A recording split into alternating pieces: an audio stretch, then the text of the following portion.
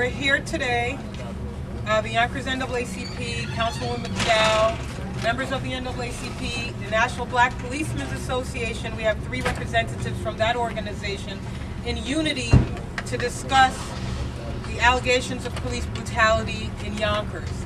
The Yonkers NAACP and the people behind me are recommending that we would like to see more diversity on the Yonkers Police Department, because currently approximately 35 African Americans are in the Yonkers Police Department, 38 Hispanics, no African American lieutenants, captains, deputy chiefs in a department of approximately 650.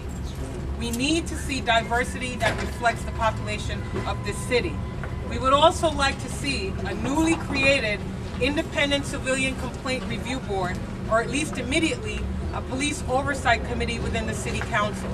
Councilwoman McDowell put together legislation for an independent civilian complaint review board at least a year ago, but she's been unable to get the votes on council to push this forward. We are saying we stand behind her, and we stand by Mr. Sykes, who's also called for this independent complaint review board on behalf of the community. That's right. Thirdly, police officers in Yonkers do not have their names on their badges. They only have their badge numbers. It hampers the ability for people to file complaints because they're unable to identify the officers. Fourth, we're asking for patrol cars to be for cameras to be installed in patrol cars in the Yonkers Police Department.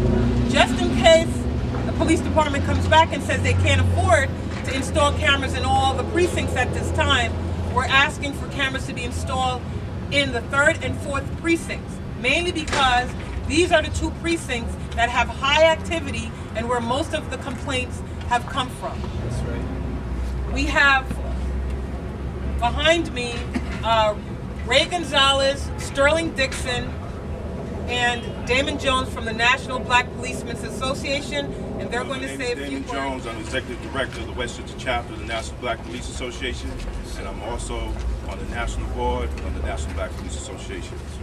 Our criticism is not an attack on Yonkers Police Department as a whole, or the fine officers that serve and protect the Yonkers community. Instead, we are demanding critical and fair accountability of the few police officers that cross the line, and that the administration recognize and correct their failure to address the ongoing epidemic. Absolutely. As stated in previous press releases, it is no secret in the law enforcement community in Westchester County of the attitudes and actions of the Yonkers Police Department professionals, and they are appalling. These attitudes have been ignored for years, and more often these negative attitudes are displayed in the unprivileged communities of color.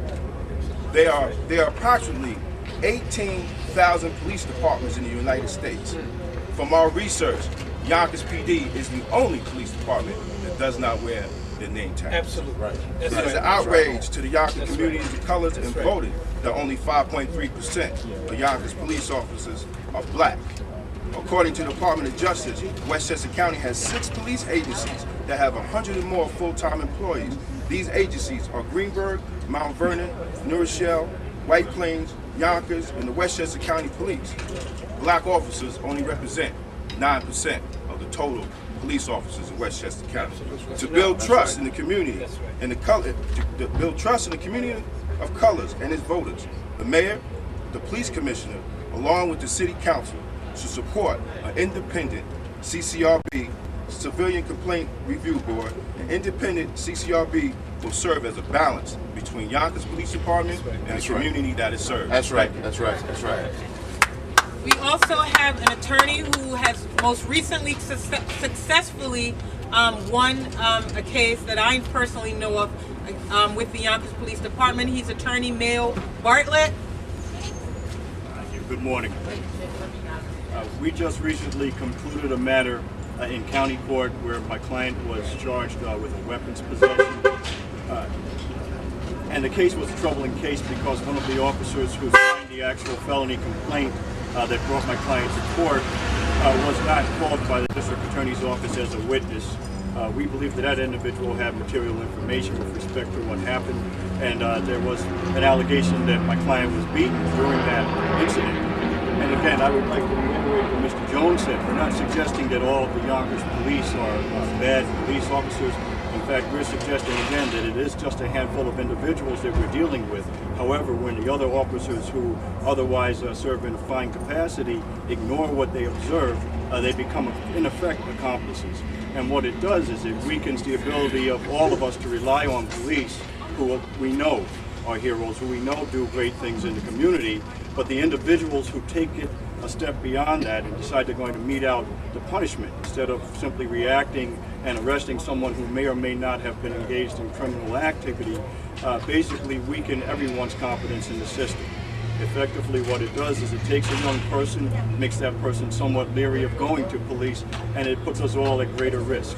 So what we would ask is, I would suggest that we need a whistleblower provision so that officers who observe things that should not occur can feel free to bring that to the attention of their higher-ups so that they don't fear any retribution, and so that the few individuals who need to be weeded out can be weeded out, and that the other officers that do a fine job can continue to do a fine job, and that the gaps can be bridged in the community, and the community can look toward police as individuals that they can trust who are there to help them.